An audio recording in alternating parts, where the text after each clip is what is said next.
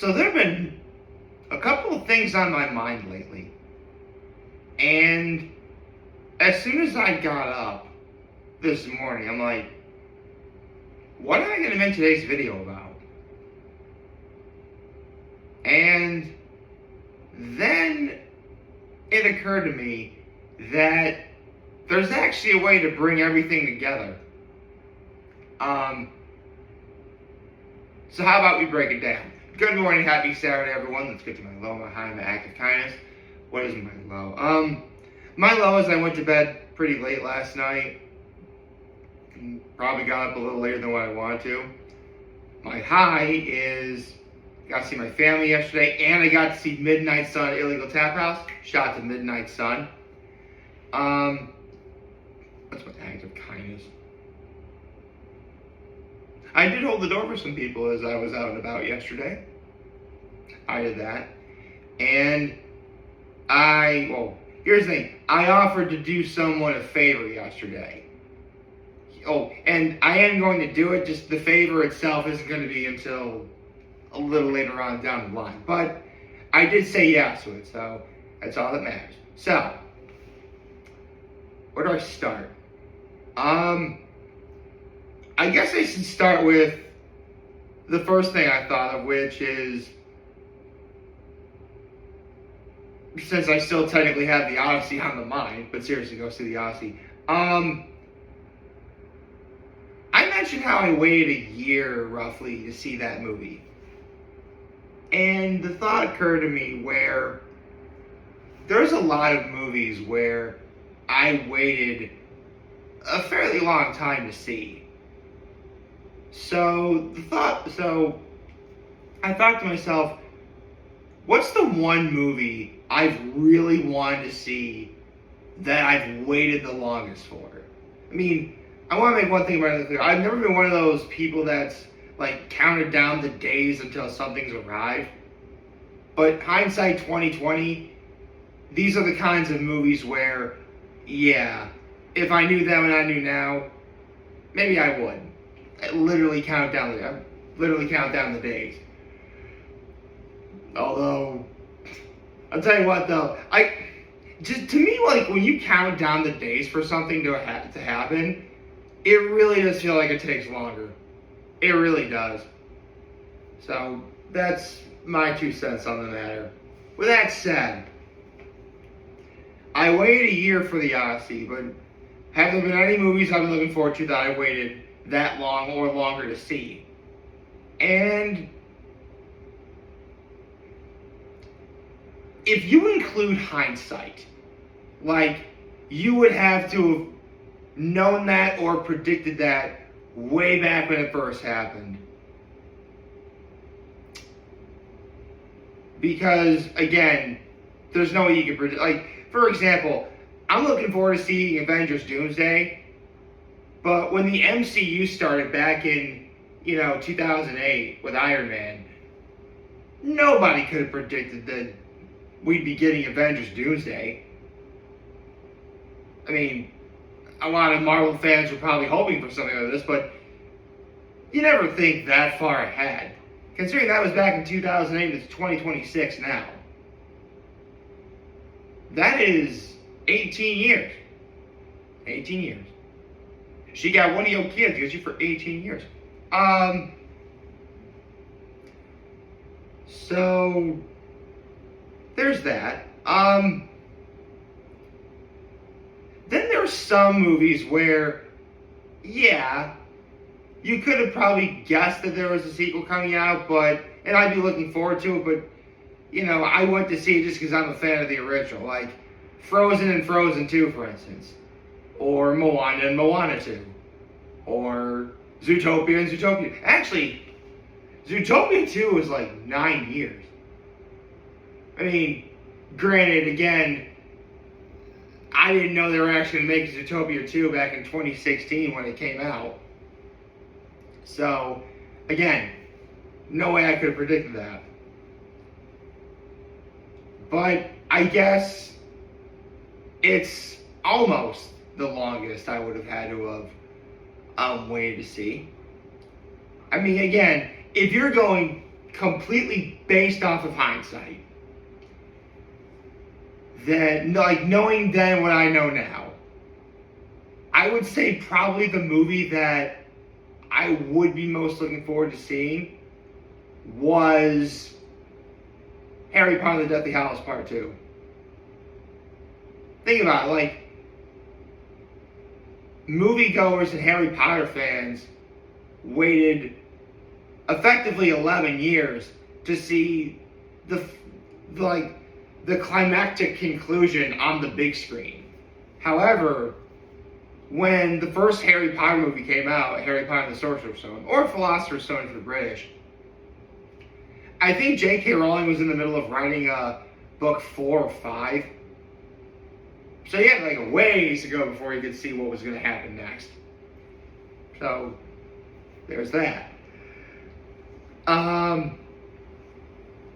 course, now I'm getting. Of course, that's hindsight. Like, what's a movie that you know for a fact is coming out, that you know for a fact you're going to see and you're really looking forward to?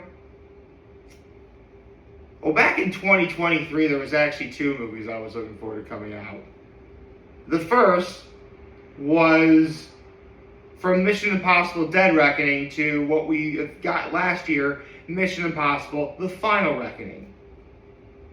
Which, I mean, listen, to this day it still lives up to the hype for me. It did.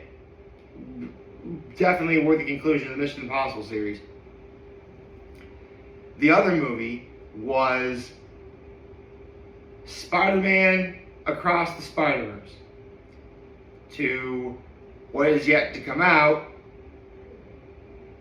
Spider-Man Beyond the Spider-Verse, which is slated to come out next year in 2027. Now, yes, animation takes a long time to do. And Lord knows it was going to be a fairly long, given the fact that Across the Spider-Verse ended on a cliffhanger, yeah. And given how long animation it takes to make, of course you're going to wait a few years. But between now and after those movies came out, there was a writer's strike. So a lot of projects were actually held back. Like a lot. So hence why we're still waiting for Beyond the Spider-Verse. And that's why, seriously, we were supposed to get The Final Reckoning in 2024. But again, the writer's strike, so we gotta wait till 2025 to do it.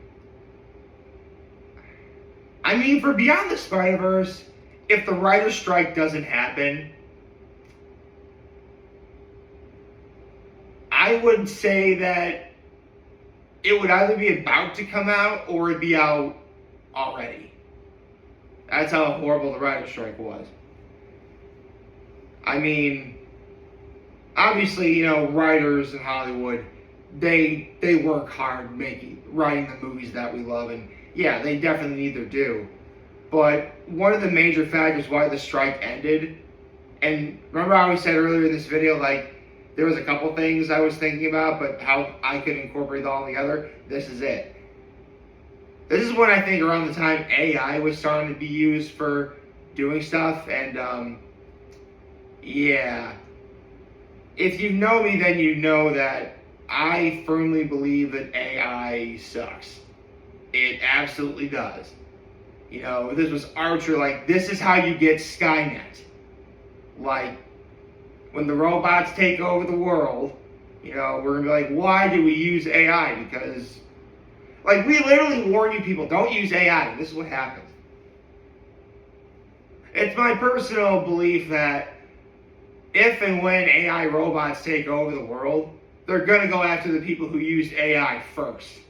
You know, you used us, now we'll use you type thing. And they'll probably save people like me for last because I actually have the decency to not use it. That's my 2 cents on the matter. And, yeah, I'm not a fan of AI. I mean, listen, I understand that AI is a useful tool. And I know that for some people, it's actually a good thing. I mean, full stop, there's a friend of mine who actually lost their grandfather not long ago.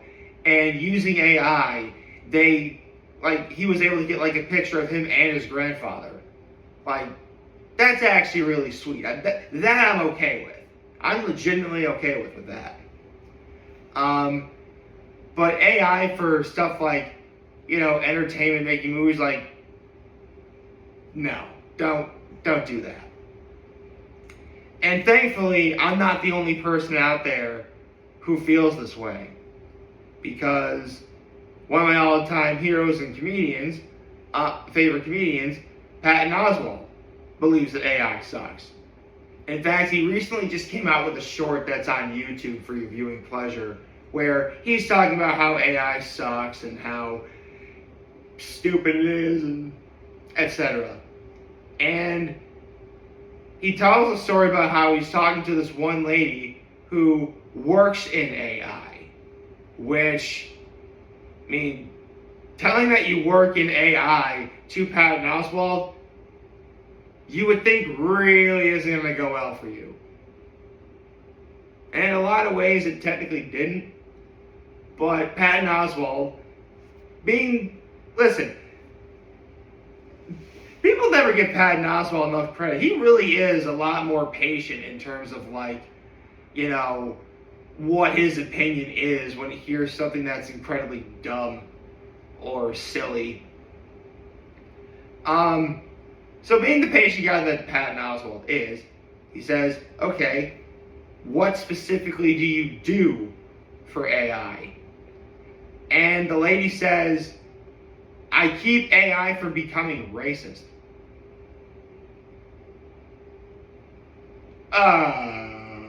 What?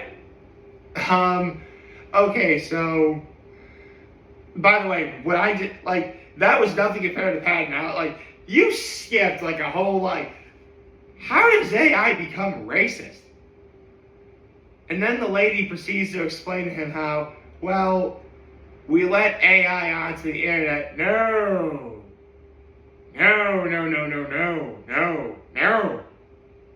Which is also a Patton Oswalt. So he said, no. And then Patton Oswalt said one of the funniest things I've heard in a while, which is, you don't give a baby a gun. Which is absolutely true. I mean, listen. Absolutely. I grew up, in the 90s and early 2000s. Before the age of the internet. Okay? I legitimately remember a time when the internet did not exist. Crazy, right? Much less the fact that everyone had access to the internet. And by the time the internet actually was accessible to everybody, the mid-2000s, I would have been, 14, 15, 16 years old. I was at the age where I knew to make more responsible decisions and use caution whenever I go onto the internet. And obviously, due to that, I knew not to become one of those people that all I do is troll others on the internet either. That's just how I grew up. I mean, it also helps the fact that I was raised by two parents who loved me very much and instilled how to make good decisions, of course. Shout out to my mom and dad. But here's the thing. When the internet came out and was really accessible to everybody, I was old enough to, be on my own for something. I mean, I was using the internet, around the time I got my driver's license. If I'm responsible enough to be able to drive a car, I'm responsible enough to know how to use the internet properly and, not be a giant dick on the internet either. Had the internet existed to the capacity that it does today, and I grew up in that time, not only am I using the internet probably a lot sooner, but I genuinely believe that it would, I don't think I'd have the personality that I have now. Oh, okay, I shouldn't necessarily, I'm sure that for the most part I'd still be the same person, but I would imagine that some of my views on reality would be different from what they are now. And listen, from the time the internet has been readily accessible to people, it really has done a lot of good things. It absolutely has. In fact, I personally like to focus on the good. Like that's my whole vibe, if you couldn't tell. But credit where credit's due, there were times where, being a troll on the internet and saying that something sucks actually wanted to be kind of a good thing. Because, and Doug Walker, aka the Nostalgia Critic, actually pointed this out. I would say from like 1996 to like 2001, like we just had like years of like really bad movies. And this is before the internet was really accessible. When the internet was really accessible, we could actually say that these movies were bad. And because of that, people in Hollywood and writers are like, you know what? Why don't we make movies that are better? That's why you have stuff like Lord of the Rings and Harry Potter and the Marvel Cinematic Universe. See, I told you everything would come together.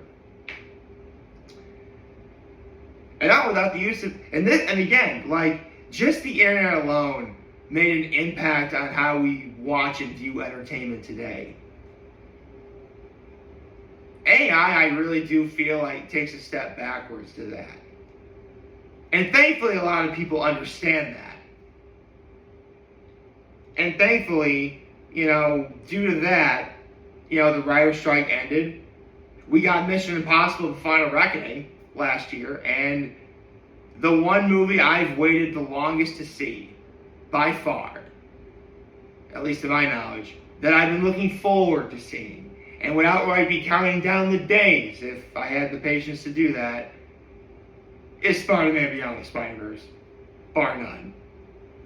Hope you like this video. If you like, subscribe to YouTube channel, follow social media. As always, I'm your homie. This video for all you guys watching the show. Hope you have a wonderful, wonderful Saturday. And whatever you guys want to talk to, hit the line. Always back. Take care and make good choices. 607 all day, baby.